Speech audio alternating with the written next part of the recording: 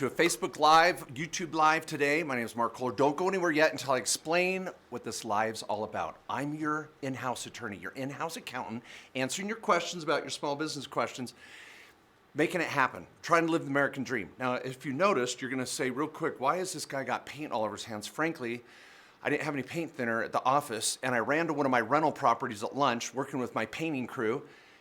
I'm living the dream, guys, just like you. So I've got a little rehab going on downtown here in this Main Street America. I'm out in Idaho today with 3 feet of snow outside. It's crazy. But anyway, so I was working on my rehab today too. So if any of you are real estate investors, you know what I'm saying. You pick up a paintbrush when you have to. So please don't be distracted.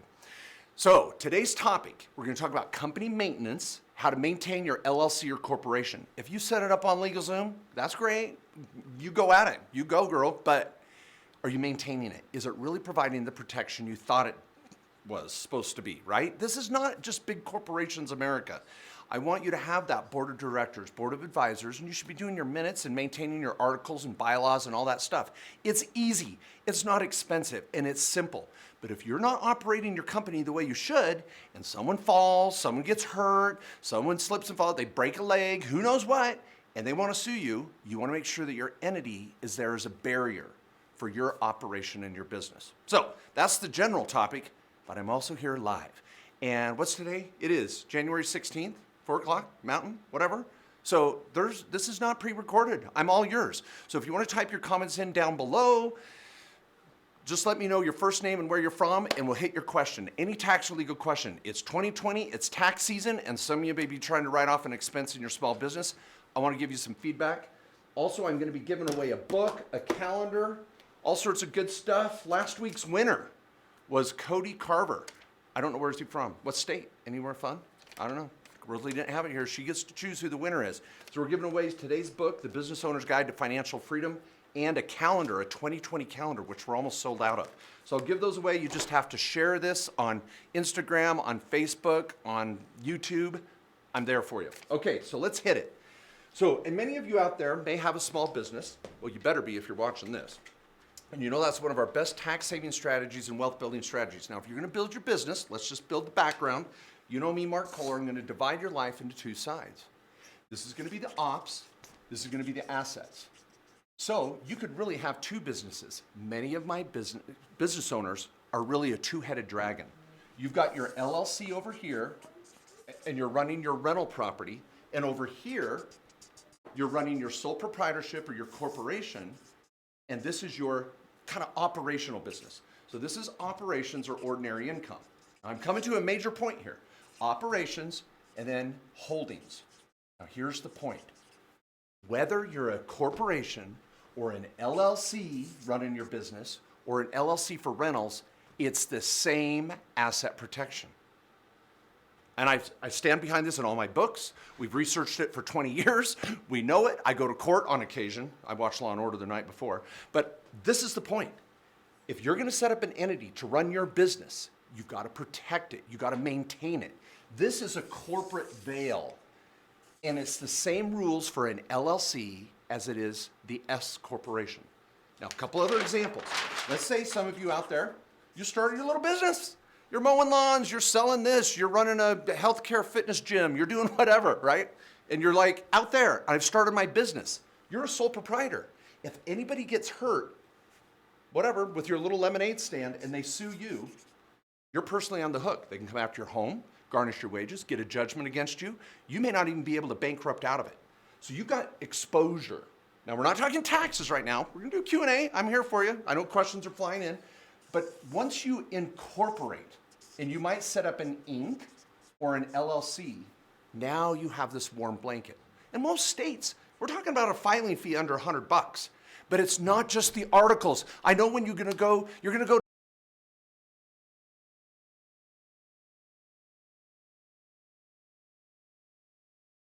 already have questions, Rosalie?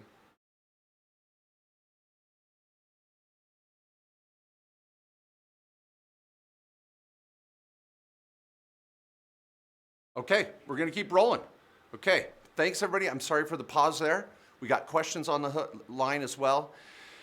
Before I answer our first question, let me just tell you some basics. you want to make sure that your setup is done properly. Do you have all the pieces and parts? Articles, bylaws, minutes, and a corporate book. That includes the same for an LLC as a corporation. Do you use the company name in all your agreements? Think about that little rental property you have with your LLC. Is the LLC on the lease agreement? If you have a patron agreement, a service contract, or anything in your business, I don't want your name on it, I want your LLC on it. Use the company name in all contracts or deeds. We want to use that in a proper way. Next, I want to, make sure that I'm letting the world know that I'm a business. I don't want to do business in my own name. I want to use separate banking. I want to make sure that everybody realizes I'm a corporation. And on all my websites and advertisements and everything, I'm letting the world know I'm a corporation or an LLC. That's why you see the comma LLC or comma Inc. on so much of the material when you're out there doing business, because people are wanting to let you know, I'm not Mark Kohler, I'm Mark Kohler Inc., or whatever the case may be. Then finally, you need to do your annual minutes, your annual meetings. And guys, some people say, well, I'm an LLC, I don't have to do that. No, you do, because you're gonna be in court someday, and we need to have that protection. But also, it's a great tax write-off. You want to keep track of those different meetings. And we can talk about it more. Let's go to a question or two. Let's just get everybody involved here. I'm sorry about some of the technical problems. Hopefully we're all figured out. All right, so who's this? Super Jay-Z, is that it? Super JSI Okay. asks, Mark, can a sole proprietor claim their vehicle aim their taxes if used as their work vehicle? Thanks. Yes. Okay, so let's go there. Super Jay-Z says, okay, let's go back to our example. They're operating as a sole proprietorship, and they have a vehicle in their business. Could be a truck, a car, whatever. Point number one, for all of you, the auto deduction is so important as a business owner. So important. Your auto deduction does not depend on who owns it. You don't have to have the business own the car or truck. In fact, you might have husband truck, car, wife's car truck, teenager's car truck, and you've got multiple vehicles that are being used in the business. They are all a write-off. So whether or not you're a sole proprietor, a corporation, or an LLC, and I don't care who owns it, you're gonna get that write-off. Now there's two ways to do your auto. And by the way, I'm just gonna say this right now. Back on YouTube 2 weeks ago, Nick, right? 2 weeks ago, I got a YouTube video and a blog article for 2020 on how to write off your auto. Go watch it. Subscribe to my videos. Every time I shoot a new video, you get a ping. But you're gonna go either mileage or you're gonna go actual. In this year, I didn't bring my handy dandy copy of my calendar, 58 and a half, 57 and a half. We went down a half a cent. So I think we're at 50, one of our accountants out there will make the note. We're either 57 and a half cents or 58 this year. I can't remember right off the top of my head. But there's your mileage deduction. You could go actual and write off depreciation, fuel, repairs, and maintenance of your car. So, Super JZT, you're gonna write off your vehicle. I do not care if you're a sole proprietor, and we wanna choose either mileage or actual, and make sure you're taking a deduction in your small business. Go watch my video on this or my blog. Call our accountants or lawyers to hook you up if you need any extra help. Richard. Richard Stewart II on YouTube asks, in a series LLC, does using one employer identification number have any effect on FDIC insurance? Wow, Richard, tough question. Okay, first, Richard brings up a series LLC. So let's say this is the only place we really use series LLCs. Everybody watch this. This is important. Some people go out there and set up an LLC and put their 3 or 4 or 5 rental properties in one LLC. That's cool, but you got all your eggs in one basket. Now there's about 15 states that'll let you set up what's called a series LLC. So I can have one parent LLC and a bunch of baby LLCs. And think of these as subs. Now what we normally get is one tax ID number for the LLC, and when you go down to the bank, sometimes the bank freaks out and they see that you have different subs and they want separate tax ID numbers. We can do that. I want to try and avoid it because it makes it simpler on you when you're doing your banking and your tax reporting, but we're gonna have one LLC with one EIN. Now, everybody out there, the only time I use these series LLCs is when you have multiple rental properties and you're going to be in a state that allows for this. Texas was the most recent one that goes for it. Texas, Oklahoma, Utah, Wyoming, Illinois, and again, you can go look at our list in the back of the book here of all the states that do series. But here's the point. Richard, you're asking about FDIC insurance. That protects the amount of dollars in your bank from a bank failure.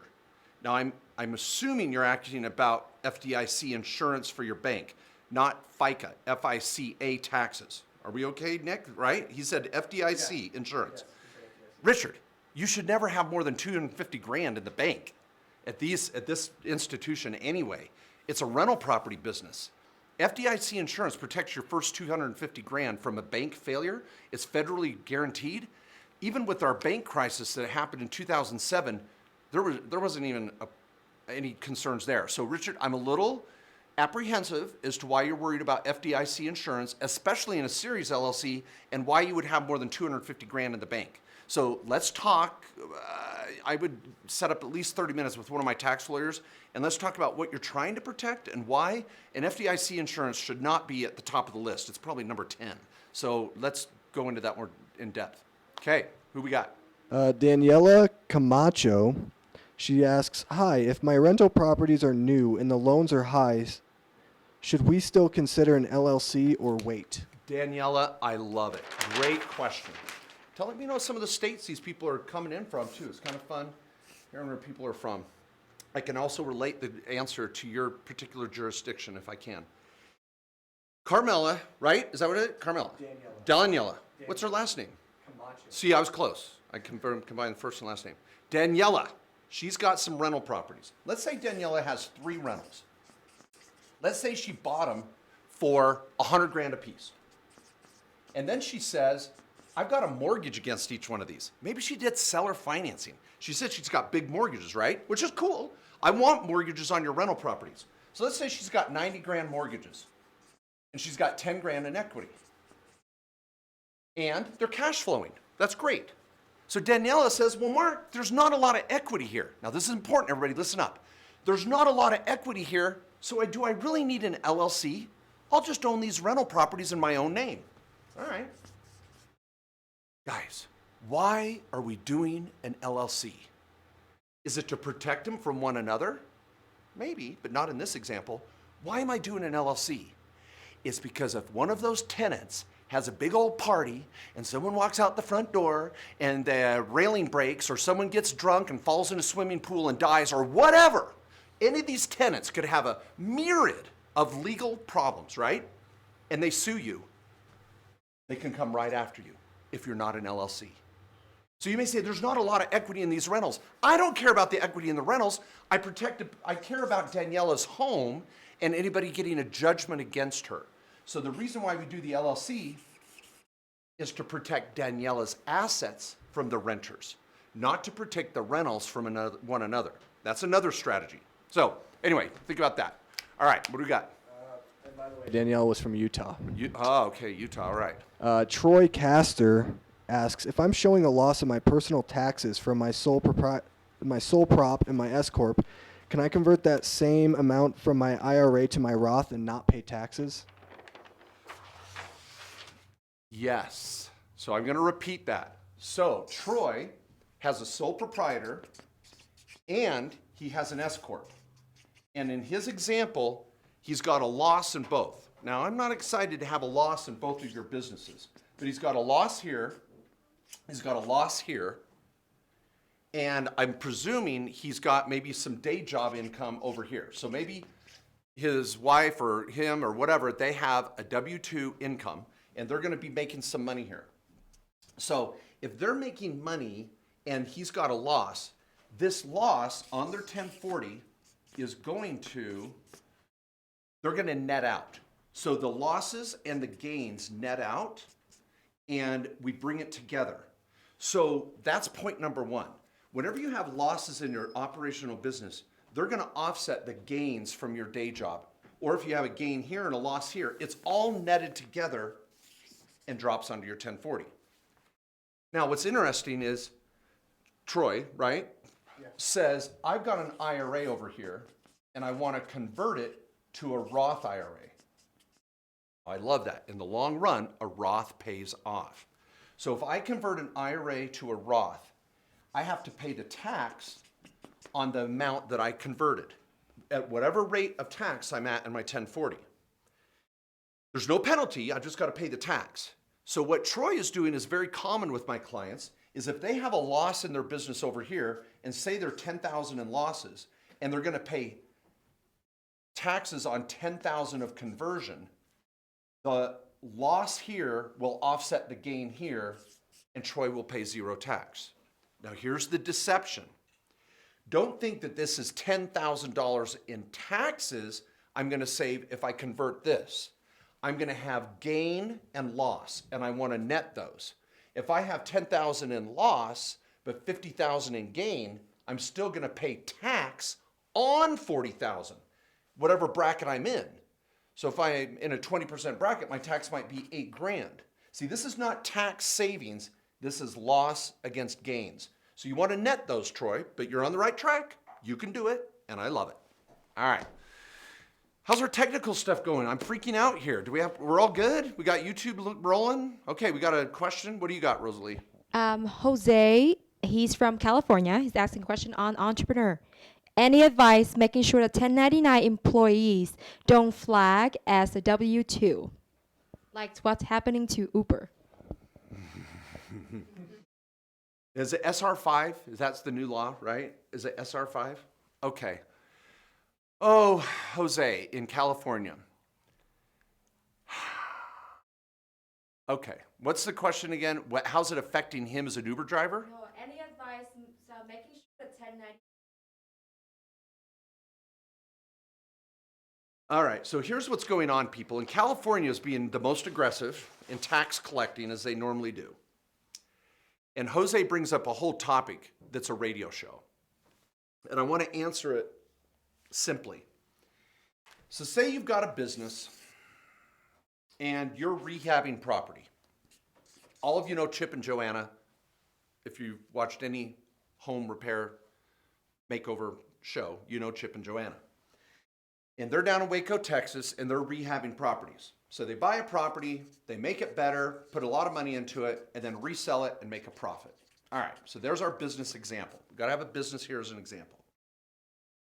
Now, let's say Chip and Joanna go out there and they hire someone to do the landscaping. If they're a subcontractor, they're going to get a 1099. They're going to have a subcontractor agreement, and they're going to get a W-9 from that subcontractor who's a landscaper. Now, let's say Chip and Joanna have someone they use every week. They tell them what to do, they go pick up coffee, they get donuts, and they do whatever the work Chip and Joanna need. Are they really a subcontractor? No. They're a W-2. They're an employee. Now, what California has done is come out with a new law, I think it's SR5, I'm sorry. They have a 3-part ABC test. And if you don't meet this test, they're going to make you consider all these workers an employee. Now, the unique thing about this question, what was her first name again? Jose. Jose says, how do I make sure I'm not considered an employee, but I'm considered a 1099? Jose, that's not for you to decide. That's for the person paying you to decide. If someone gives you a 1099, great.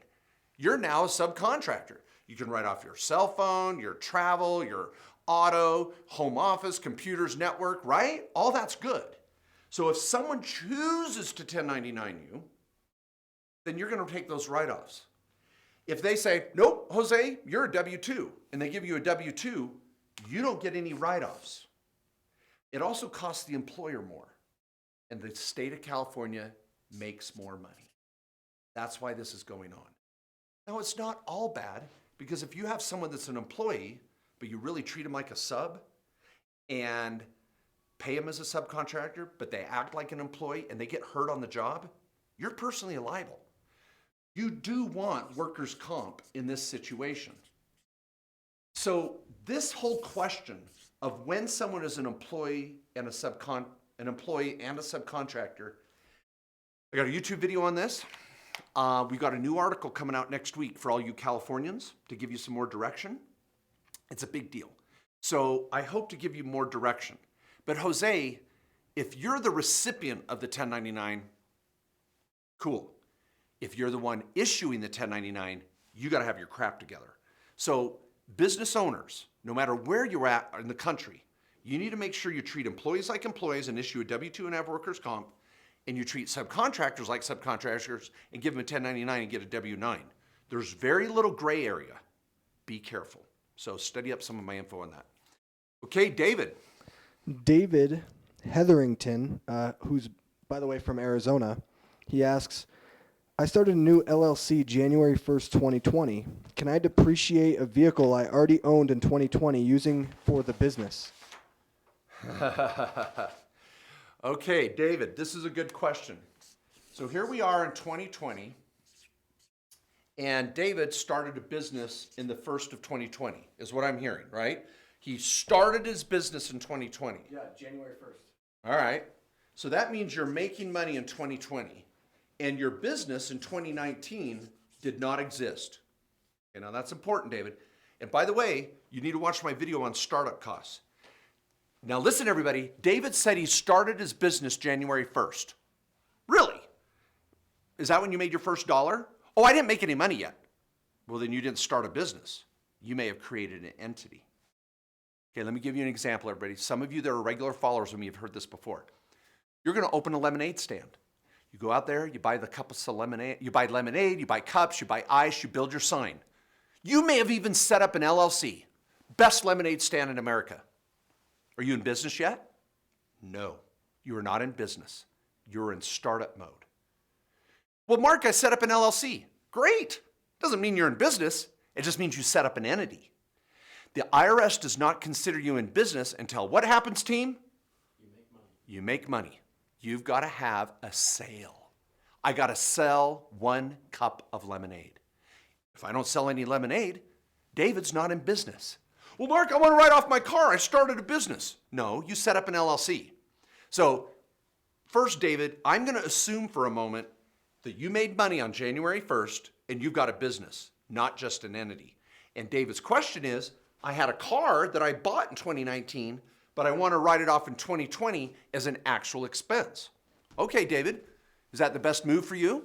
I don't know. See, again, I'm going to ask a second layer of questions. How many miles are you going to put on? How much did the car cost you? What type of business do you have? And I'm going to go through the whole issue of actual versus mileage. Actual may be the worst decision David could make. Now I'm going to assume David's already figured this out. He's already talked to his accountant. He's already read my book, watched my videos, and he's like, Mark, I should be actual. Okay, see, I've got to assume that he's really in business, assume that actual is the right method. Now his question is, can I write off my car that I bought in 2019 as an actual expense? Maybe. What I have to do is sell the car to your business to recalculate the actual expense and to show that the business purchased it in 2020. Tom Bradford at the Tax Institute, I love him. He's written an article on how to do this. I'm trying to get something put together for my clients as soon as possible to show them how to do this and when it's possible. If you have a lien or a loan against your auto, it may be more difficult. We got to figure this out. So David, the jury's out. I have a sneaky suspicion, and I'm not trying to be rude to David, that maybe his business really hasn't started yet. And number 2, that actual may not be the best method. It may be mileage. So people, you got to get through these steps before you just assume that that's the right answer. So David, maybe give us a call, study up some of my material, and let's see where we go. Okay, Rosalie, who we got? I have Aiko on your Facebook. Okay. If I have a fourplex in Los Angeles, it's under an LLC. Do I need to 1099 my handyman? He did a lot of work than usual last year. I think we pay him like $6,000. What should we do? Okay, so here we are back to this example. Aiko has an LLC in California. It's actually in Los Angeles, and he has a fourplex. So let's turn this into a fourplex. All right, so I've got this cool little fourplex. 1, 2, 3, 4 doors, 4 renters. ICO went out and hired a handyman. I'm going to put HF, handyman. And the question is the handyman a 1099 or an employee? Well, this is where you go to those tests. The IRS has 10 questions you can ask. California just came out with a new law, the ABC test. And we have to go through and ask ICO, did they really look like a 1099 sub or did they really look like an employee? Let me give you some of the examples. Does the handyman work for other apartment buildings? Is he registered as an entity, an LLC or corporation? Does he carry his own insurance? Does he have his own tools? Does he show up whenever he wants to and just carries out tasks that you assign him? If he answered yes to most of those questions, he's going to be a subcontractor, and you better freaking get a W-9 and issue a 1099 ICO. But if you go, well, he works 20 hours a week, he uses my tools, he doesn't work for anyone else, and he does whatever I tell him in the time period I have him work. ICO, that sounds like an employee. He gets hurt on the job, you're screwed. If you fire him, he can go claim unemployment, and you haven't paid any unemployment. You want to talk about penalties and problems with the state of California? So ICO, you better figure out what the freak your handyman is doing and get on board and make it legit. W-9 and 1099 or W-2, get a W-4 and get workers' comp going. All right, King. King Kobina on YouTube asks, big fan, Mark. Can you explain charging order protection SGSIN and what to do in states that don't have the protection? I'm in New York. All right, King. Thank you for your kind words that you're a fan. Okay, here's what King's talking about. I'm going to have fun with this. I actually had a client. He was an ex-NHL hockey player. He had just retired from the league, had $1 million in the bank. Single guy, fast cars, fast women. Called me up, said, Mark, I got $1 million in the bank. I got some rental properties, and I want to protect them. He actually lived in New York. And he's, whoa, back up. This is good. I want to get accurate with my example. He actually lived in Texas, but his brokerage account was in New York. Now, in New York, there is no charging order protection. In fact, Texas is hard. So I've got to figure out where I'm going to go with this strategy to help my NHL player protect his $1 million. So what a lot of people will do is we're going to take this $1 million, and whether I live in New York or I live in Texas, I'm going to set up an entity in a charging order protection state. Okay, now hang with me. Well, you're like, Mark, I'll just set up an LLC. I'll put $1 million in my LLC, and if anything goes wrong, and let's say my NHL player is over here, and he's driving down the road texting, he's got all these ladies in his car, and he's distracted, and he runs through a crosswalk and kills a family of 5. Oh my gosh, $2 million judgment. They're going to come after this hockey player. They saw him on TV. I want you to pay for running over my kids in a crosswalk. Can they get into his LLC in New York and take away his $1 million? Yes. You're like, well, Mark, I thought the LLC protected the $1 million. No. The LLC protects you from your tenant in your rental property. That's inside liability. The goal of the LLC was not to protect the $1 million. It was to protect you from the operations of the business. Whoa. I thought LLCs protected the assets. They protect your assets from the business, not the assets from the business and you being an idiot. That's called outside protection. And that's a charging order protection entity. It means if he drove through that crosswalk and killed people, they are going to get a judgment against my player, but they can't get into the LLC and take away the $1 million. All they get is an order from the court charging him, saying, you, NHL player, have to give money to the family anytime you take money out of this LLC. It's called a charging order. Well, do I have to? No, just when you take money out. Is he ever going to take money out? No. And it drives a settlement. Hence, my wealthy clients that have lots of rentals and lots of money we set up a charging order protection entity. And if you live in a state like New York that does not have a charging order protection entity, I'm going to go to one of 13 to 15 states that I like, Wyoming, Utah, Nevada, being some of the best. One of the cheapest, easiest to hide you and provide some protection with privacy, Wyoming. Give us a call. Let's do a consult. Get with your attorney. Make sure they know what they're talking about. You can read about this in my books. Watch a video on YouTube, Kohler. I break it down. Great question, King. All right, maybe one or two more questions, and I'm going to then do a raffle, and we are going to give away this book. I'm going to sign it right now. Let's just get it out there. I'm going to sign this book, and then Rosalie tomorrow is going to look at everybody that shared this video. And if you shared the video, you are in the drawing. And I'm going to even date it. We're going to say, what's today? 1/16/20. And I'm going to say, live the dream. Anyway, share this video, please. Let people know what we're talking about. It's so important. And Rosalie will give away this book. And we'll go from there. Okay, next question. Yeah, Jesse from Entrepreneur. Mark, how can I schedule 30 minutes with a lawyer at your firm to set up an S corp?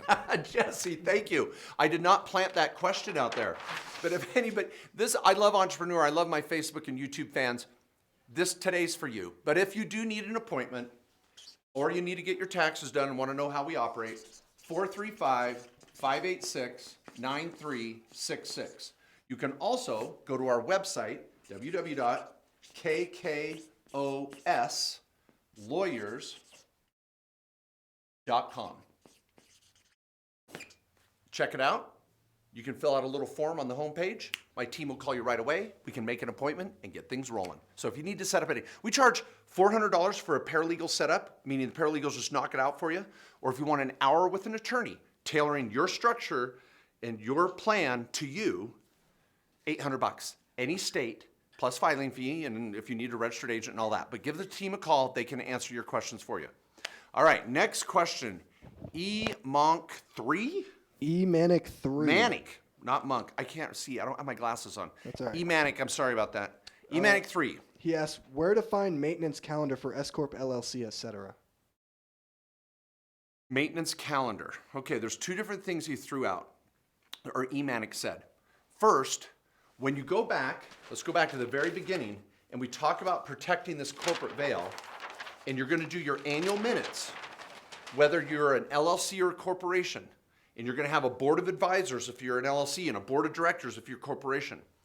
We have a company maintenance special once a year, $100. If you're new to our firm, the first year it's $100. We'll do your minutes for your company. You can go to our website, kkoslawyers.com, and click on the company maintenance special. Also in our newsletter for the next 3 weeks, there'll be a link there. That's $100. We'll give you the questions the first year, not for free. I'm sorry, you got to pay $100, and we'll do your minutes for you the first year. Then you can say, you know what, I'm going to do them myself in the future. You might like my team taking this problem off your back so much, you just say, do it every year. But it's $100. Now the next thing is calendar. There are different states that have different deadlines to renew, and some of them, whether, like, let's do Michigan, Michigan. You may have set up your LLC or corporation in Michigan in July last year, if you're in Michigan. But guess what? February 1st is your deadline to renew it. And then in my 2020 calendar here, you can look at different states and when their deadlines are. Rhode Island is March 1st. April 1st is Nebraska, Georgia, Iowa, Washington, D.C., New Hampshire, and Tennessee. And then in May is Florida. Also May 15th is North Dakota, Texas, and New Mexico. So you've got to renew these things, and Texas can be bad with penalties. So now this calendar you can buy on my website. I'm not giving one away today. I worked so hard on this. $25 includes shipping. Get over to markjkohler.com. We are almost sold out. You can get a calendar. It's got all these awesome little videos and dates and deadlines and numbers in it. I do one a year. You're going to love it. 2020 calendar. Get to markjkohler.com. All right, David. Last question, David. Don't go anywhere. David might have a great question. What do you got? Do you recommend opportunity zone investing and tax planning? Why so? Okay. For those out there, if I've got my little structure here, and I got operations and I've got rentals, and you've got rental property that you might be selling and buying a new rental, you can use a strategy called opportunity zones. Instead of selling this property and buying another one of equal or greater value, which is called a 1031, you can sell this property and go buy a new property in an opportunity zone. And if you do some repairs, you do some upgrades, you can do a remodel, you can do a variety of things, you can defer the tax for a certain number of years and sometimes even get out of 5 or 10% of the taxes if you hold the property long enough. The whole goal here was to rehabilitate zones that need some help and give an opportunity to investors to save on taxes. Hence, opportunity zones. Now, do I recommend them? Yes, but they're not for everybody. And you also have to be careful with people out there that are overselling them in an area you may not want to be and in a structure you may not want to be. Yeah, there's some tax savings, but here's my point. Don't let the tax tail wag the dog. Don't go out there and make an opportunity zone decision just to save taxes. That's a crappy rental. Make sure if you're going to do an opportunity zone deal, fly out there, drive out there, go look at it. Really kick the tires on the rental property you might buy. Make sure you're comfortable with the property manager. What's the plan? Now, if it's a good rental deal and it's in an opportunity zone, better yet. But don't just hyper-focus on the opportunity zone and make a bad decision. All right, a few things. Win the book, share this. Subscribe. I'm gonna shoot videos every week and I want you to know when I shoot a video. Just get over there and push the bell, ping, and then you get a little bell notification when I shoot a new video. We got a newsletter every week that's free. Get down in the content below and you can click on that and I give away a free ebook, 30-page ebook on how to save taxes as an entrepreneur. It's free if you subscribe for the newsletter. And the new 2020 calendar, get over to my website, markjkohler.com, and the company maintenance special that I talked about is only for 1 month, January 15th to February 15th, $100 to get your company minutes done, whether you're an LLC or a corporation. Go to kkoslawyers.com, you'll see the banner describing the company maintenance special. You just fill in your information, throw it in PayPal, boom, you get the special. It's normally $150, so you have $50, get it done. Thanks everybody for watching. I'll be here next week. I love you. I love the American dream. Thanks for watching, and please don't give up. It's hard out there. It's hard being an entrepreneur, but the payoff is so rewarding. Keep the day job, start the business. Do both. See you next week.